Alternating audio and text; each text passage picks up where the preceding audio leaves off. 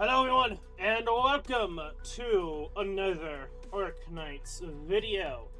Today's video, where do I even begin, is the first main thing I want to say.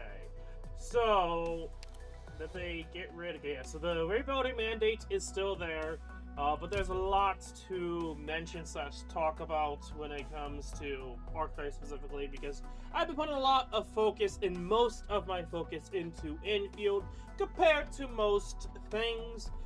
Aside from rebuilding mandates, that's kind of what I've been focusing on a lot. And that says a lot that I'm still doing that, and I'm like still on the second part of Wuling, not the third one where just recently released. So yeah, there's way too much time you could put into infield that I feel like a lot of people just rushed through the game or already knew to an extent what they're doing. But if you don't do any of those two things, you're still probably not going to be finished with the main story still. That's what I think. But anyway, so with that on the side, there's still a lot of things I technically need to do for Arknights. I have not even touched IS-6 since January. I still have to finish IS-5. I technically still have to finish IS-4, but some of those are technicalities, like the levels. And yeah, with that in mind, I also have to finish episode 15, because I have still yet to do the Inferno stages, because I have not touched the rest of the stages, and I just kind of stopped caring to an extent.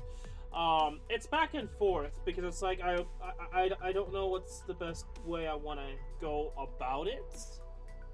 Because I do, like, because they kind of changed it again, so trying to figure out what would be the best way is back and forth. I mean, I don't know if I'm gonna try to keep focusing on Adverse Plus difficulty, because there's Adverse, and then there's Adverse Plus, and Adverse Plus makes it so much more difficult that, like, I have ideas of handling the last stage I did.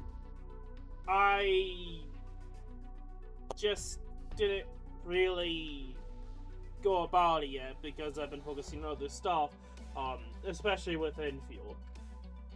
And at that point, when Adverse episode 15 was out, I was focusing on coding, which I haven't done since last time I touched Game Maker.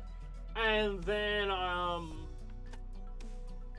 course, there's also the whole Minecraft thing with friends, and I usually do stuff with friends on a certain day, but then Minecraft, and I haven't touched it recently. Again, due to infield. I'm putting all of my focus on infield. And this just kind of showcases how much for me there is to do left, and how long it's actually genuinely taken me. At this point, it's safe to say I have done at least from what I think I did, 40 hours. At least. Granted, maybe it's a lot more than that. And I'm not entirely certain, because I haven't been clocking in the amount of hours I've been playing, but at the bare minimum 40 hours, which some people say is their bare minimum, they've done everything. So take that with a grain of salt, because most people are probably not using a clock either, unless they're just bomb rushing through the story and skipping everything, which some people do. So I'm gonna take that as a consideration, because a lot of people probably already knew most of the story because of all the beta tests and technical tests and whatnot for infield. And I did not do that, because I wanted to experience it what they intended as the final version, which you could say what you feel or what you think about that. I kind of already given my thoughts already. To an extent, I think people are overblowing how bad the story is. It's, I would say, in some ways better than the first act, or at least the first part of the first act of No More Arknights. I think the story is better than the first 3 chapters. I say 4 starts to get interesting, and then it just ramps up quickly from there with episode 6. But I don't think it's anywhere near the last chapters of the first act or the second act. The second act is nowhere near that level yet. I don't know about the ruling yet, and it's hard to really say, but as a comparison here.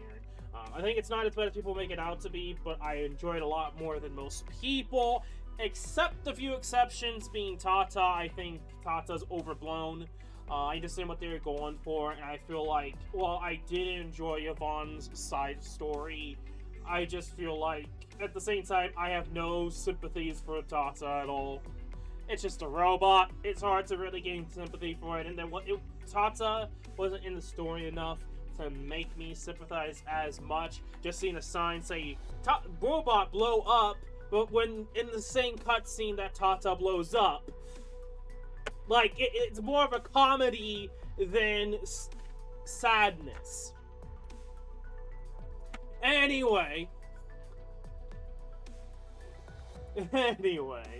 so with that taken into consideration, like, I think Yvonne did a better job than Tata in terms of emotional sympathy, and like, I think Yvonne did it. I think whoever did the voice actor for Yvonne did a really good job, and I think they did a really good job with her side story.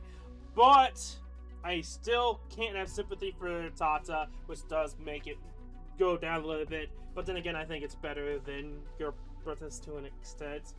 I could go on and on about side stories for Enfield, but anyway. What was the other thing I wanted to mention that it was kind of in the air? Rodigan, the first boss that you face, I think he needed more time. So again, it's not like, sure, I like the first beginning section of Enfield's story a lot more than some parts at the beginning of Arknights, but there's also a lot of flaws. Like, Rodigan, I thought just bringing him in, cool-ass music, probably my right now, at this current moment in time, my most favorite boss theme in the game, probably my most on par, or probably the best battle theme in the game for me. I feel like just one and done and he's dead was really fucking stupid, including how much of importance or an impact. They instead relegated him and the whole Bone Crusher clan and their main important characters to the side as like side lore. They could have easily had another character as par on Rodigan, and they could have kept it going until Old Spring, and then have Rodigan die there. That would have made the most sense, but they didn't do that because they wanted to make Fuckboy go on his own against Nevrith. To me, I feel like Rodigan could have died later on, but he could have done a lot more in the story, but they didn't do that. Maybe they could have done the Quarry, because the Quarry makes no fucking sense. Let's be brutally honest. I understand what they're going for, but they could have easily had us go to the Quarry to make the Quarry important, for goodness sake, instead of some side story shenanigans, and then had Rodigan die there instead as a possible option in the Old Spring. Just him dying later would have worked to make more sense. And that's like one of the few things that I think is an issue for the main story, aside from the tutorial possibly being the other, if you had to say like the main issue for the main story that probably turned off a lot of people is the tutorials. But then again, that's also important for the game, so what do you do in that instance? I think it's very obvious that they could have easily done a better job of how they handle the tutorials, not the fact of having tutorials to begin with. And this is a common issue for modern games, is where's the line of how do you do tutorials that doesn't bore players or push players back when players want to delve deep into it right then and there. The best solution, I think, is, what's the right word? there's a word for it, I can't think of it right now, but it's essentially the idea of natural learning. So let's say there's a path that you have to go over, and this involves the mechanic. You could either do this path, or you could just have it randomly show up and then a tutorial pops up. You can have that, or the first option, which is there's no tutorial that pops up. There's this path you have to go through. This mechanic happens, and you have to deal with that mechanic. It's there to force you to deal with that mechanic, and then that mechanic is then optional afterwards, so that you, the player, can learn the mechanic. This is something that I was doing for one of the stages in the game that I'm working on. So it's a better way of doing a tutorial without having a tutorial pop up, and it's kind of just natural learning. It's kind of like how Plants vs. Zombies is made, in a way that it's natural learning of the game than needing to put tutorials all over the place or a screen for tutorials. There might be some people that might need that, but it's not forced. It's like out of the way they have to get to, sort of thing, especially with the remake. It's just natural learning of the game mechanics, and that is something that a lot of modern devs don't really understand or don't realize that they need to do more of.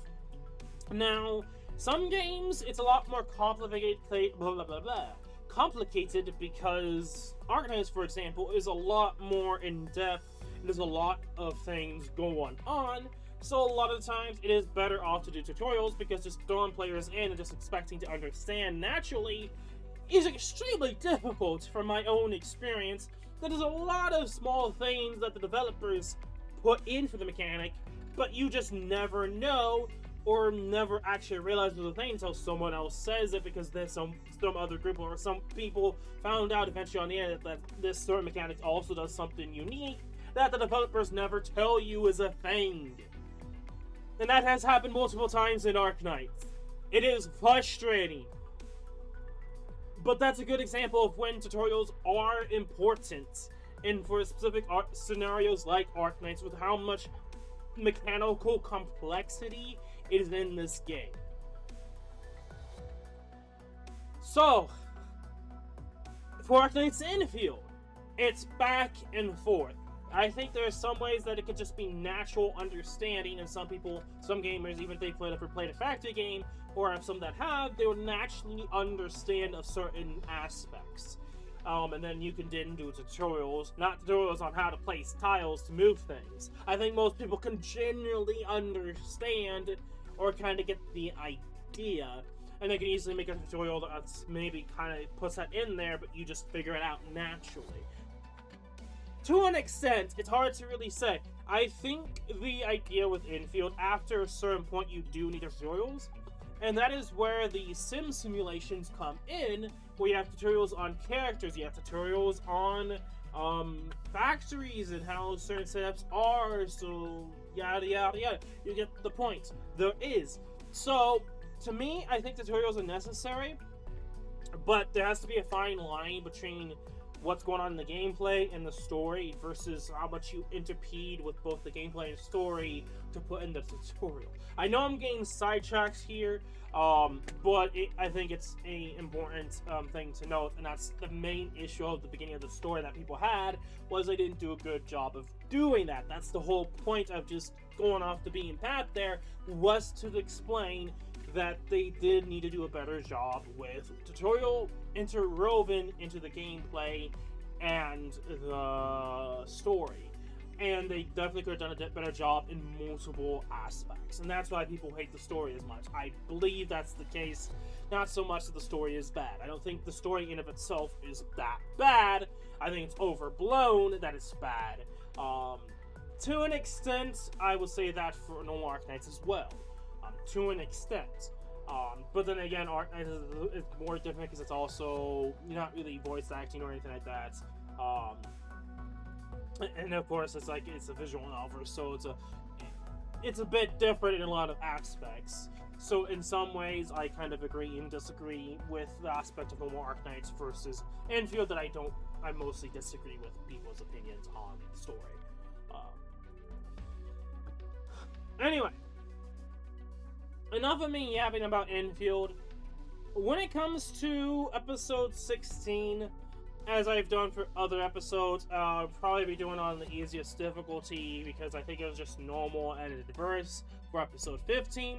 If it's the same damn thing, then with the adverse plus, then I will 100% be doing the story and then coming back for the stages later on. But I haven't actually finished the stages for adverse on video yet.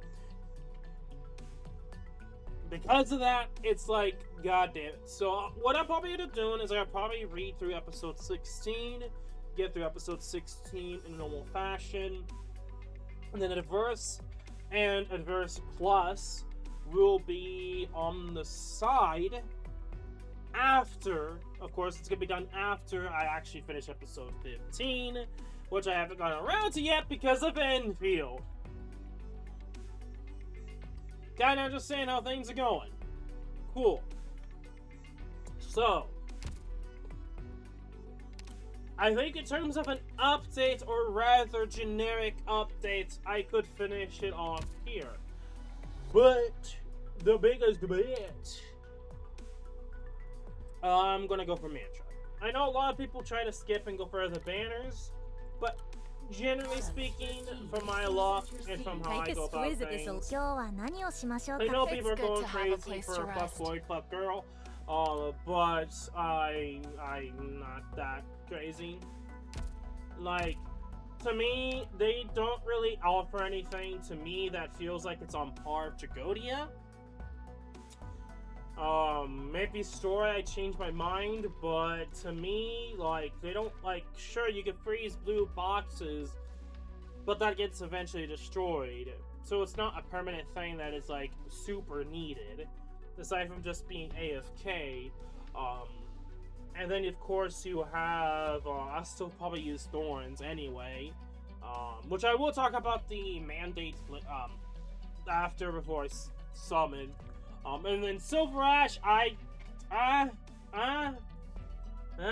it's the whole thing with Myrtle and Ennis and like that. It's like, unless it's just strictly DP, I don't want to go for a mixed DP route, unless it's a very specific niche run where I'm forced to use something like that, like, I can't think of his fucking name right now, Puzzle. For example, with Arknights and Puzzle. Where for, like, Puzzle's like the only Vanguard, I believe, that, well, one of the few Vanguards I could use, that is probably the best for DP. So I'm forced to use him aggressively and actually use it. To me, it's like, sure, I've used Ennis, and I know Ennis can be good, but sometimes it's better to just have someone strictly for DP and nothing else. And then have everyone else do something. So in most scenarios, I just go for Myrtle, and that's it. But, a mandate is yet another good example of me saying that. I never need to use anything other than Myrtle in the mandate. So, if that says anything of how I feel about Vanguards in that mode. But it's not like I can't use Ennis. I know Ennis is good. In some scenarios, I'll probably just use Ennis to be invisible reveal, as she's the best for that utility. So, to me, I don't tend to use or focus on using Vanguards. Some supports kind of go into that as well. So to me, it's like, sure, I can understand that Super Ash would be a really good Vanguard, but I'll probably just still use Myrtle. Do I absolutely need him? Technically, no. For most of the content, no. You only end up using this bitch ass because of CC, okay? Let's just be real here. So, because of that, it's like, okay. Like, most past really good limiteds, okay? Like, sure. I go against the grain. Like, I know he was pretty good, but I'm not, like, there's only one scenario where he was almost needed, and that was for, Trials for Navigator, the 4th one. Because that was kind of his general gist, and that's why I kept with the main team. And you get him for free anyway, so when you need him, you get him for use for free in that mode, in that Trials for Navigator 4. So, yeah. To me, I haven't had the feel or need that I absolutely must need or use you. So that's why it's like I'm not really bothered not getting you. Okay? Now, to me, I didn't really care too much about his character anyway. Plus, I haven't read the story, but the character just wasn't, like, interesting to me. Wong is a different story. Not because he's a Wizardel with arts, which he's going to be better than Wizardel, but I actually kind of like his design a lot. Just so happens that he's also really fucking strong, too. So, anyway. Let's talk about Mandate, shall we? As you can see here, I did 100% of mandates. I could just continue grabbing resources, but that's kind of just no point. And I kind of go over the characters that I built because I've summoned more, sure, but I haven't really built more. It says that new stages are unlocked, but I did it all on my phone. As you can see here, I've done all of them. I have maxed all of them. It took a little bit, but this is going to be me talking about building mandates, what I did, and what... there's a lot to talk about, but most of the shit in this game mode was kind of useless. And I see what they're trying to do, but, I mean, you don't really need meta operators for this. You just need good enough AoE, it seemed like. Good enough healing, defense, and AoE, and you're, for the most part, good. And sometimes that having a single target would be nice, but it wasn't like a necessity, especially because, like, even though at the time limit, you have plenty of chances to continuously do damage. Anyway, I'm gonna show you a screenshot that I did yesterday of finally getting around to the last Inferno stage. This is what the last Inferno stage looked like for me. I decided to take a picture at this point in time. The boss has been way dead. Shit is all over the fucking place. But it doesn't really matter. You could probably see with the operators, some of these operators I didn't really use. It was kind of no point, like Cruise. I could have just taken out Cruise. Is what it is. And as you can see here, I actually took some things out because it was pretty much useless against this boss. It was more of a detriment than a boon. And I didn't really bother with the system either because it just... I don't really like this system, personally. I think this...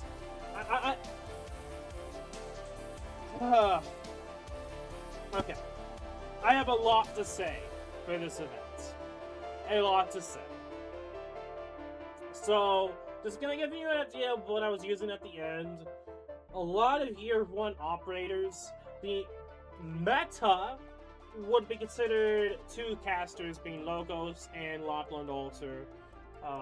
Technically you could say Reed Altar, because Reed Altar is kind of meta, but to me, compared to other characters and like that, like aside from being able to do damage and healing, she's not as meta as other characters, especially because there's also a monster now that exists that kind of fights against the actual identity of Reed Altar, of being able to do both damage and healing. And you don't need to worry about doing damage, which does also do more healing for monster, but just to kind of give you an idea of what I was rocking out with finally finishing the Inferno. This is who I have built. Yeah, mostly casters. I have not gone all the buffs, it's just recently updated, but I have not gone all the buffs. And I did not have most of these maxed out when finishing the last Inferno. I just got them because I had like 600 plus headhunting that I could have done. And that's why most of these are now maxed. Anyway, so I started using a Siege. I'm probably going to eventually build her because like she's actually becoming more and more likable for me. And that's kind of where it ends. That's all, folks. That's all. I just built Ocelot just because why the fuck not? Why the fuck not? I was at one point I built Ethan and then I stopped using it and working with that. I went with Oscillon S1. And I didn't really use her all that much anyway to begin with. It was mostly just this and Myrtle, as I already said before, about just using Myrtle. What's the point of using other vanguards? Because of course, with the so many, at this point I have so many characters and I could do 147 more. At some point I built Mystima, but never really got around to it. I built Shaw from the very beginning and then I stopped caring. I tried to build Shin, but then realized it was kind of pointless with the operators I've got and everything. I just realized that at certain points that I need specific operators for very specific niche scenarios, like Reed being able to heal and do damage with arts, or Loplon being able to deal with the whole field if necessary. Which has been a godsend in some scenarios. And logos kind of just being arts, DPS, Fiala was there and kind of just built her because why not? Silver Ash's only point of Silver Ash is because of the final boss. Viamina was the first 6-star I got in this mode for this first rebuilding mandate. And that's it. And I got used her and I stopped using her. After a certain point, it wasn't necessary. But after certain characters, I did build and use Rinskut at the very beginning, then stopped.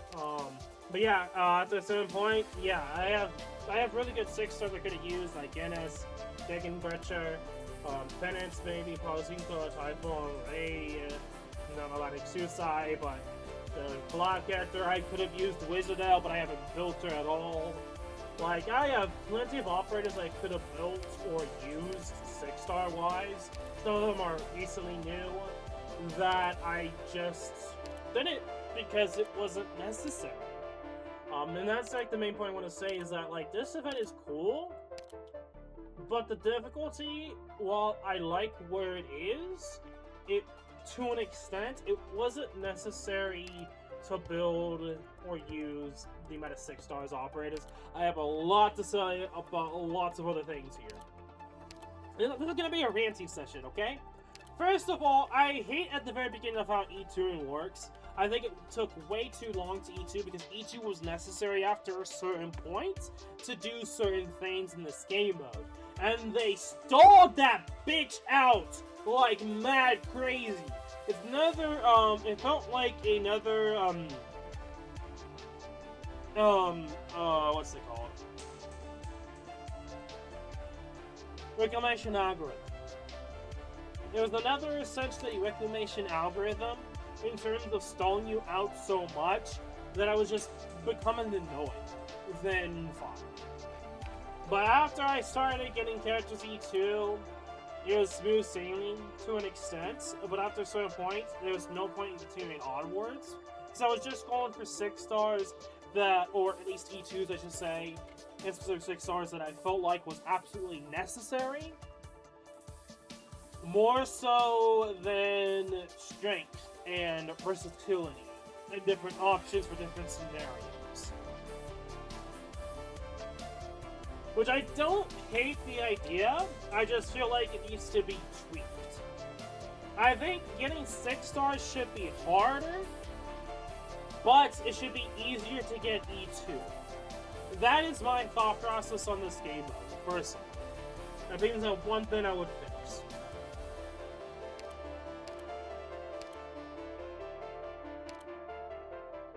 Just with how things went and how, like, a lot of the 6-stars kind of just started to trivialize most of the content. And I'm not even using, like, meta in that sense. So, like, there's plenty of other operators I could have used that are, like, easily worth using. But... and yeah, like, after a certain point, it becomes kind of useless trying to worry about going to appointment to upgrade to get characters. For example, I have not done this. I have not done this. I don't really see the point of any of these characters, personally. And then, of course, I haven't gone all the special appointments. I just have 8 of choosing any operator I have, on top of the random dispatch.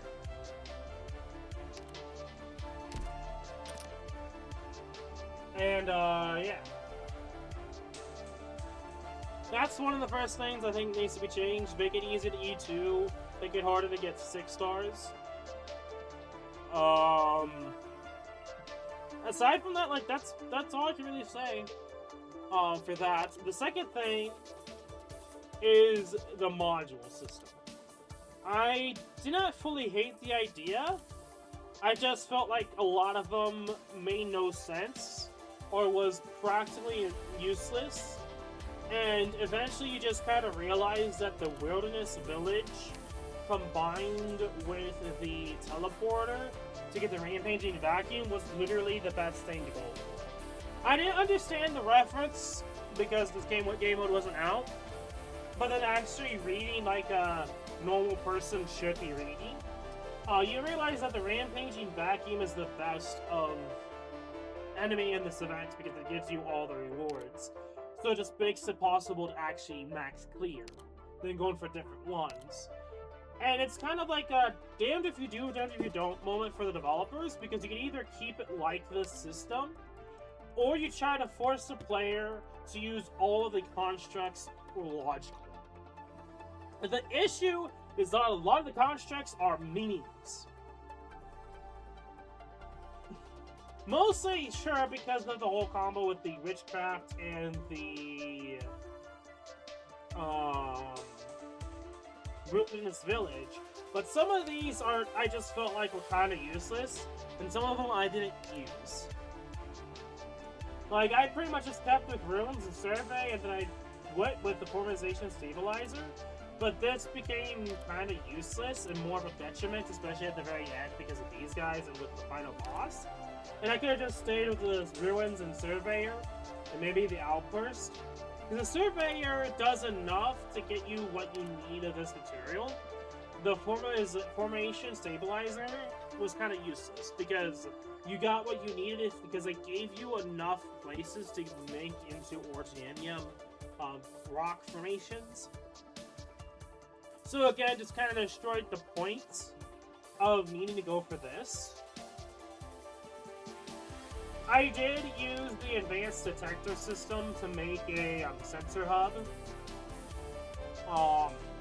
which was like a pro and a con, but I stopped after a certain point because it really just fucked me over more than anything else. And that's kind of the issue with a lot of this, and that mostly comes down to the mechanic of this event, where you lose life points when you have too many enemies.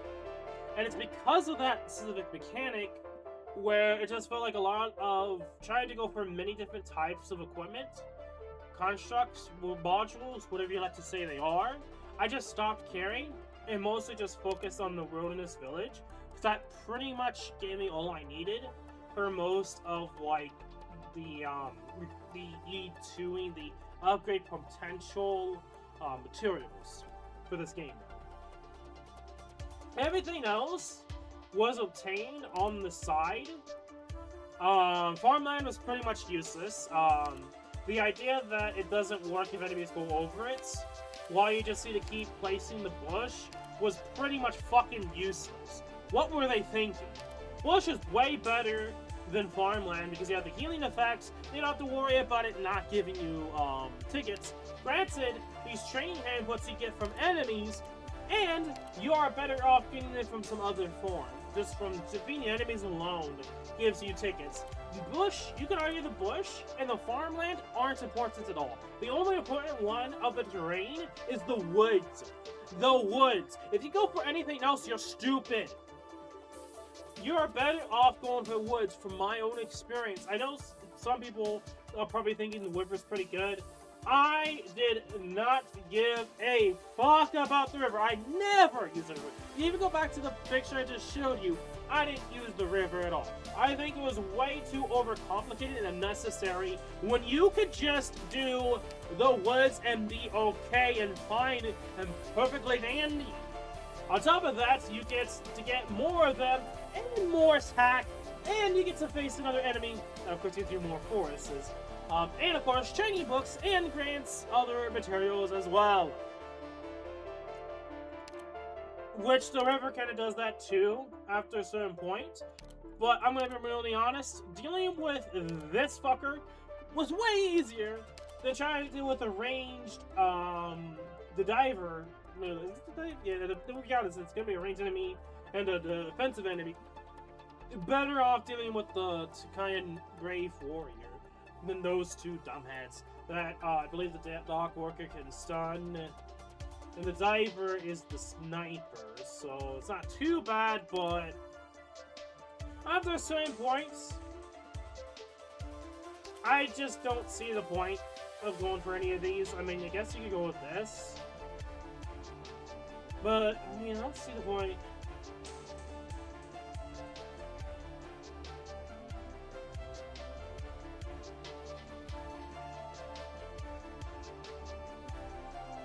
Like, I guess you could probably work with this, which is an option, but I didn't. It was unnecessary. I see what they're trying to do here, but you're better off just going hardcore with the Wilderness Village. It's way easier, less complicated. You'd be just doing Wiver, and you'd just be doing the Advanced Detector. And even then, it's kind of complicated because of this setup. You have to worry about defeating enemies at this sensor hub as well, which becomes more of a headache to deal with than trying to get enemies to go to the Wilderness Village, which is buffed up with the improved witchcraft to what's it called, the Witchcraft Village. A lot of this stuff at the start you use, but like you can't kind of use this because a lot of the time you just need the Surveyor, the Wilderness Village, and the improved Witchcraft Altar, and then Woods and Bush to buff, and you're pretty much cool. You're pretty much guaranteed to win if you know what you're doing. Kind of defeats the purpose of all this other stuff. I try to use other stuff like the Archive, especially because the Archive works with the Witchcraft, which makes sense because I'm already doing the Witchcraft in the Wilderness Village, so. And then I tried using the Advanced Detector with the Cursed Body Ground, and I did at some point use this. Mostly this to get the training handbooks for only, like, I think it was the 8th stage, where you kind of want to focus on training handbooks as well. I want to say just like that, by the way. So it kind of defeats the purpose again for trying to go for, like, farmland. I understand what they're going for, but I just felt like it was kind of useless. There needs to be, some of these items need buffed and to do something else.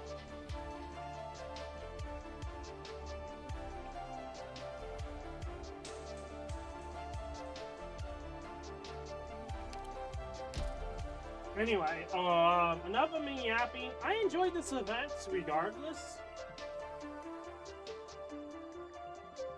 It's essentially just replaying the game over again, but with specific stages. But overall, I think there needs to be a ton of tweaks. I think 6 stars should be harder to get, easier to E2, 4 stars, 5, 6, 8, 6 stars. The modules should be buffed and made so that you're not relying on one specific set of strategy, because this is overall better strategy. It's going to happen regardless, but they gotta do a better job balancing all of this. And I don't hate the system of grabbing rewards over time too, so you're not like screwed over by continuously farming. That is a cool thing.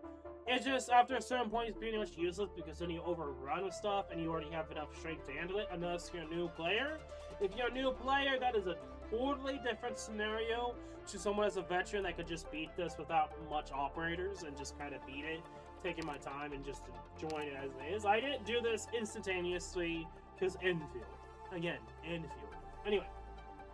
And then, this to me is the worst system of it. I thought this was going to be similar to integrated strategies.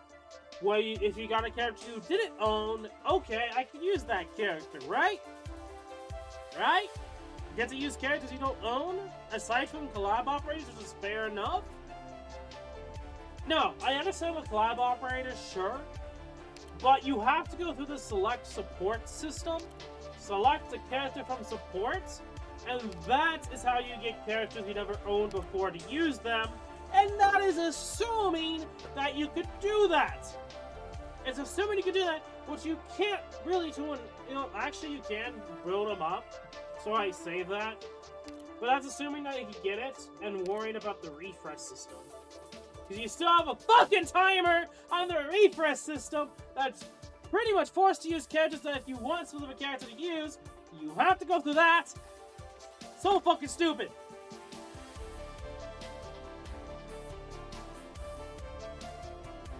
Oh god. Okay. I hate that because like there's characters I don't have. Like there's some characters I have in the game in Arknights, but I don't on the account. But I don't have in this game mode that it's showing off. But I don't have Techno, for example. But I just kind of ignored it. I didn't see the point in doing that. So yeah. I guess you could do collab characters through support, but like, most people aren't going to have that, so not all of them anyway. I guess I do have Lo Shohei. Which, sorry, but I do have him. He was like one of the first earlier ones that I just didn't need to, but I do like him. But I do believe I have him as support, so people can grab a chance to use him with this game mode. But yeah, as you can see here, I just didn't bother. Like, there was no point.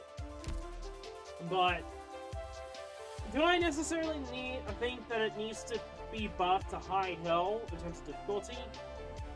No. They could have added another boss. They could have easily done that. They didn't. But overall, I didn't think they need to make this more difficult. I think there could be tweaks to this that I think would be enjoyable. Especially if they keep this as like a every so often month-long event.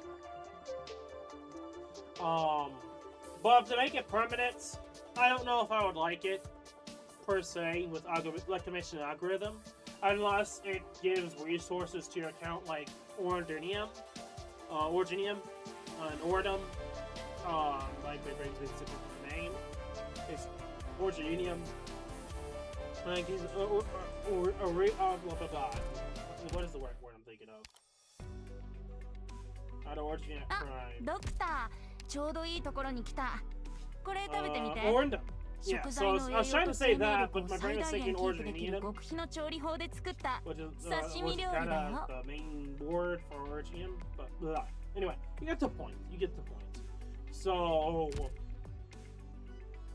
yeah, I just felt like this would be better as like a month-long every so often event versus permanence, unless it does some like a weekly thing with Annihilation. Then I'd be fine with it being permanent, so that you could get Orndum for your main account with the resource gathering. That would make sense if it was a long-term thing.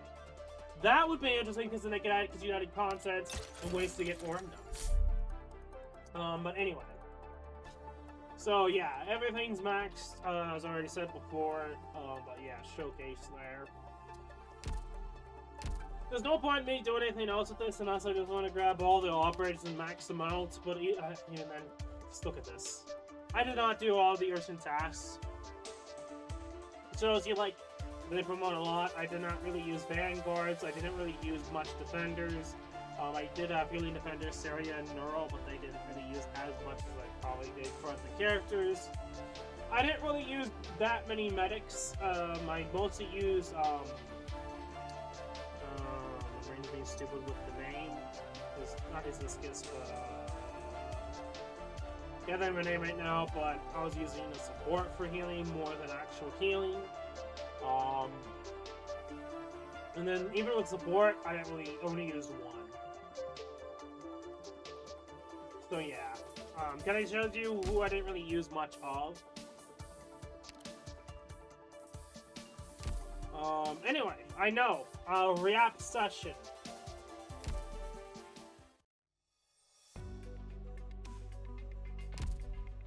I don't think there's really much else to talk about. I'm kind of like done just ranting about Mandate. I think there's gonna be some of the improvements, but there's some things that I like. So yeah,